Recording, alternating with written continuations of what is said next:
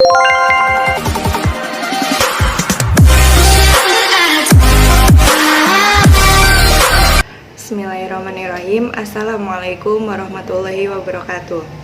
Bertemu lagi dengan saya Pebis Ruwahyuni dari jurusan Ilmu Al-Quran dan Tafsir kelas 4C. Di sini saya akan melanjutkan video saya di minggu yang sebelumnya, yang dimana membahas dua buku, yaitu yang pertama buku The History of the Quranic Text dan buku yang kedua yaitu buku Rekonstruksi Sejarah Al-Quran. Di minggu sebelumnya, saya sudah membahas materi tentang ortografi Al-Quran dan rasam Al-Quran. Dan pada minggu ini saya akan membahas tentang sebab munculnya ragam bacaan atau qiraat dan metode pendidikan muslim. Penyebab yang pertama yaitu sistem qiraat sebagai sunnah ilmu qiraat yang benar atau ilmu seni bacaan Al-Quran yang tepat. Sudah diperkenalkan oleh Nabi Muhammad SAW sendiri.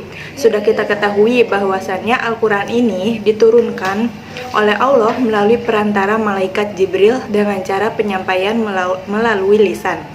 Otomatis Nabi Muhammad SAW menyampaikan wahyu tersebut kepada umatnya dengan secara lisan, yaitu yang secara otomatis menyediakan teks dan cara penyampaiannya kepada umatnya. Kemudian penyebab yang kedua yaitu perlunya banyak ragam qiraat untuk penyederhanaan bacaan bagi mereka yang tidak bisa atau orang-orang non-Arab. Ubay bin Ka'ab melaporkan, yaitu ketika Nabi Muhammad SAW berada di Banu Ghifar, Jibril datang kepada Nabi Muhammad dan berkata, Allah telah menyuruh kamu untuk membaca Al-Quran. Kemudian kaummu dalam satu dialek. Kemudian Nabi Muhammad SAW menjawab, saya mohon ampunan Allah, kaumku tidak mampu untuk itu, senyawa yaitu dalam satu dialek. Kemudian Nabi Muhammad SAW menjawab, saya mohon ampunan untuk itu. Hal itu dikatakan oleh Rasulullah sebanyak 3 kali.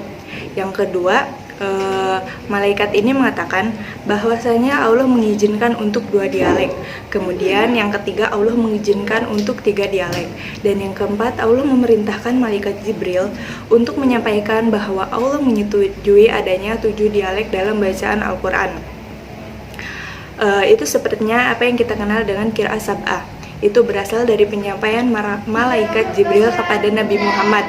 Penyebab yang ketiga atau bisa dikatakan sebab penyebab yang utama yaitu munculnya banyak varian atau ragam qiraat, yaitu karena adanya pandangan kaum orientalis.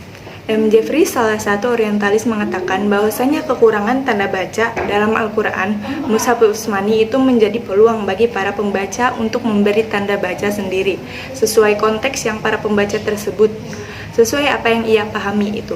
Kemudian ada juga perbedaan karena tidak adanya kerangka titik, jadi ditambah-tambahkan. Lalu perbedaan karena adanya tanda diakritikal. Kemudian penyebab yang keempat yaitu bisa dikatakan penyebab yang kedua yang mengakibatkan banyaknya bacaan, yaitu karena masih ada beberapa pembaca yang menggunakan teks yang beranggapan sebelum Mushaf Utsmani. Padahal di waktu itu dibuat Mushaf Utsmani itu Khalifah memerintahkan untuk membakar mushaf-mushaf yang berbeda dengan Mushaf Utsmani. Tetapi masih ada beberapa mushaf yang masih ada. Salah satunya yang dikatakan dalam buku tersebut ada Mushaf Ibnu Mas'ud. Ternyata masih banyak pembaca yang menggunakan mushaf tersebut. Kemudian yang kelima itu mengubah sebuah kata karena kesamaannya dalam membaca. Jadi karena dialek macam-macam banyak kesamaan makna tapi beda tulisan. Baik, materi selanjutnya yaitu tentang metode pendidikan muslim.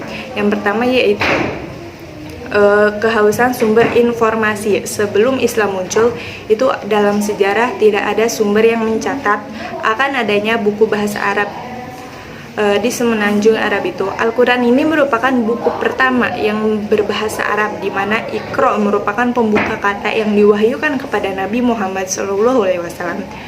Kemudian yang kedua hubungan pribadi, yaitu riwayat ilmu atau sanad. Yang ketiga yaitu permulaan dan perkembangan sistem isnad. Yang keempat yaitu pembuktian kebenaran isnad dan hadis. Yang kelima ada generasi pertama.